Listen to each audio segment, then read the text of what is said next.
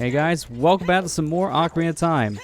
In this part, we're going through the Fire Temple. And we roped in an extra person for this one, so hi Marley. Hi, Molly.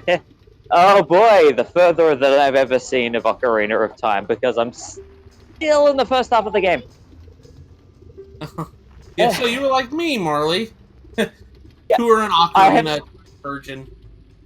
I've played most of the first half of the game so many times, but every time I do, another game comes along and I'm like, oh hey, I've been waiting for this.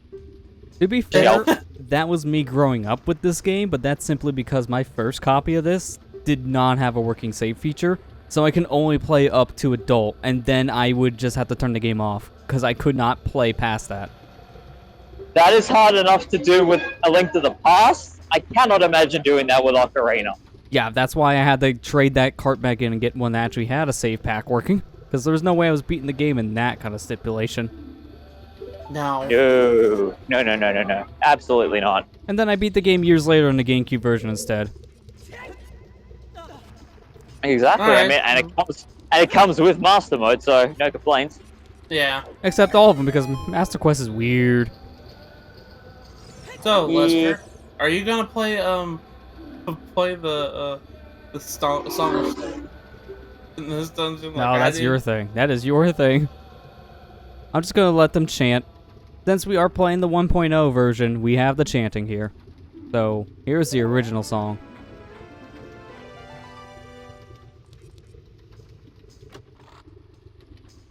The 1.0 version is the one that's got a whole lot more religious references and it's still intact, isn't it? Yeah, pretty much. The chanting, though, from what I've heard years later, apparently, I don't know if this is really true or not, but from what people were saying, apparently the reason why there's chanting in this, along with a lot of other games, is because it's based off some, like, stock audio that developers were using to make their music, and it just so happened to have religious chanting in it. Oh. Well, I mean, like, the 90s was filled with games that used a lot of stock audio that is still used in games today. Like, for goodness sake, the mooing sound of Ellum in Abe's Odyssey is also the noise that the final boss in Sonic Chronicles: The Dark Brotherhood uses when he gets hit. Gosh. Wow, that is Really? so Like, bizarre. He makes a mooing noise when he gets hit, and I just like I saw it in Some Call Me Johnny's review, and I'm just like, is that the friggin' moo that Ellum makes in Abe's Odyssey? It is. It is the same sound effect that is used in that and any generic cow milk ad on television. How is this even a thing? I mean, I knew that the design for Chronicles was weird, but when you have to use cows for sound design, then that's when you know you did wrong. Like, literally, he gets hit and you just hear, "Wah," and I'm like, there is only one sound effect that sounds like that. It's like Ripperoo uses the hyena sound effect from Lady and the Tramp. I mean, that one at least a little more fitting, but it's still weird. 90s stock audio, what can you do? 90s were weird, man. Yeah. Well, hi, like. I want to be really careful with him, because since I'm wearing a different tunic now, likes can steal both your shield and your tunic. So, I don't want him to grab me, because I want to keep my Goron tunic. This place is very hot. Does that happen in any of the other games, or only in Ocarina? Only this game, because this is really the only game you're allowed to change your clothes with, and you can buy them. Because Twilight Princess is the only 3D game I can think of where you can change your clothes in this kind of gameplay style, but it doesn't really matter there, because that's a one-time get as well. So even if likes exists in Twilight Princess, they would probably make it so that your Zora armor would never get taken. Because you kind of need to beat the game. To be fair, I'm glad that likes weren't in Breath of the Wild. Oh yeah, that'd be bad. Because that's way too much armor that I do not want to lose. And shields. And shields. That'd be really bad. What was the point of that, Lester? I accidentally pulled out a bomb. That was the point of it. Oh. Remember, in the virtual console versions, the C buttons are also mapped to the stick. So if your hand hits the stick by mistake, yeah. you just pulled out a bomb. Thank you, Morshu. You won it. This might have been a real stupid question, but I don't recall in the last part you getting the Bigoron sword in the Bigoron quest. Well, the thing is, we didn't do that. This is the Giant's Knife. So, since we bought the Giant's Knife because really, this is the only real good time I have for showing it off because I'm not a fan of this weapon at all. Because Bigger on Sword is great. It's a very powerful weapon, and the only downside is it's two-handed, but not too big of a deal when you can pull out another weapon quick to take your shield out. But the Giant's Knife, after like 5 swings, it breaks. So you're going to see me a lot of times in this dungeon either utilize the Infinite Sword glitch so I can just use this thing a little bit longer, or just spin attack things so I don't waste my sword. Oh, so much off. That is... oh, dear. Make him a little nervous here by just going fast. Whee! Elevator up. You were aiming right at the ceiling? And Link had his spine broke? Wait, why not? For some reason, riding up the blocks in this dungeon, the camera locks, and you can still use your first-person items like the hookshot or your bow and aim with it, so it looks so goofy. Yeah. That kind of just makes me think about how in Crash Bandicoot, when you stand on the bonus platform, you can crawl around in circles. Yeah, they shouldn't allow you to do that, but I they used do. to do that all the time. I used to do that all the time. And then one time during the demo version, when it changed screens, I crawled to the edge and accidentally crawled through the invisible, invisible wall. I killed myself between both screens. Whoops. Oh my god. That reminded So me of good. that reminded me of that one glitch Lester had where he literally fell through the game over screen in the Insane Trilogy. Oh, yeah, because that makes sense. That's why I'm glad PS4 recording's a thing. Wrath of Cortex Inferno. Ice Skulltula.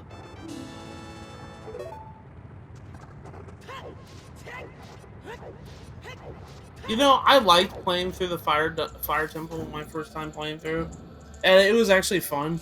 Mostly because we had a joke that happened during one of the streams. I accidentally was trying to play my Scarecrow song, and I played the Song of Storms, and now that's a running meme in my playthrough so far. Is that? I mean, the problem you have is that the Song of Storms is A down up. Your Scarecrow song is A up down. It's like a 1-note difference between the two, and it's so easy to play if you play the wrong sequence. Oh no! So trying to play Scarecrow song, you're just making it rain instead. Exactly. That's why when I get to the Scarecrow, I'm gonna make it the opening melody to Take On Me by Aha. Good luck fitting that all in. How many notes do you have? 8. Well, I mean, nowadays, a lot of people just, like, make their Scarecrow song, like, 2 notes and just rapidly press the buttons back to back, because it's easier. I usually, like, rotate the stick around slowly, so it's, like, always, like, counterclockwise or clockwise in the C button directions. Yeah. Or, you know, like the early Zelda 1 and 2 veterans who just go, and it's going to be Zephyr's theme, so it's the recorder and the Ocarina theme from the early games. But then you're just like, what does that even call? Like 2 in buttons, I don't know what I'm doing. Yeah, it's kind of hard to do that. I literally thought the Gorons were saying special chop, not special prop. Yeah, if you miss like one letter, it reads a little weird. Especially if you're playing this on actual N64 back in the day. Not the easiest text to read. Not quite. The GameCube and Virtual Console versions have more enhanced text because it's not in 240p scrunched together. You got a little more resolution to work with here. It's a little crisper, which does help. Yeah, you don't want to fall down that room because it's a long fall. Yeah. I fall down like 3 floors. Yeah, it takes you pretty much back to the beginning of the dungeon. That's where, you know, having your forwards win comes in big handy. You just warp right back up here. All that was just for a map, too, which is kind of bad. Like, I don't need this thing. I think I mentioned this plenty of times before. It's just like, I don't like how the compass is tied to your arrow that moves around on the map, on your mini-map. Yeah, It's so it's a little stupid. confusing at first. Disorienting. I don't have that little Yeah. arrow. I honestly prefer the compass when it's just in the map on the pause screen, because then I don't confuse myself. Yeah, like how later 3D games handled it, like Wind Waker and above, is just a lot better, if you want to be honest. Because Ocarina and Majora's Mask map and compass features are a little weird and wonky. It is a bit, yeah. This is the room with Scarecrow Skulltula, isn't it? Oh yeah. Yep, this is the room where you played songs. Yeah, because your songs are way too similar.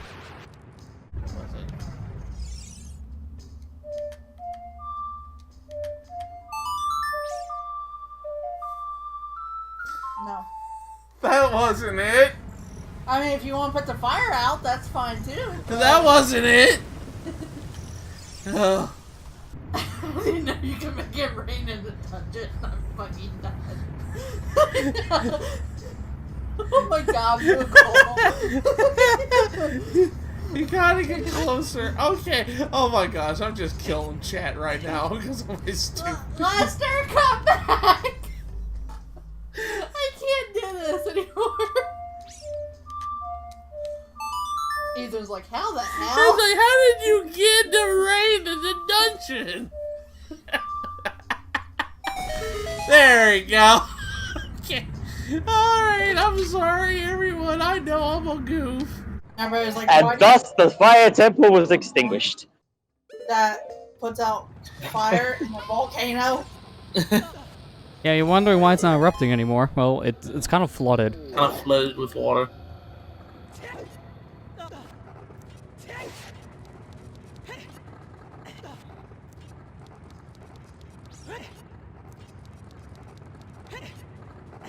And for those listening at home, this is not the volcano erupting, that's a train going overhead. It's Steve. I was wondering what that is. I mean, we may not hear as much in post. Like, if I can cut some of that out.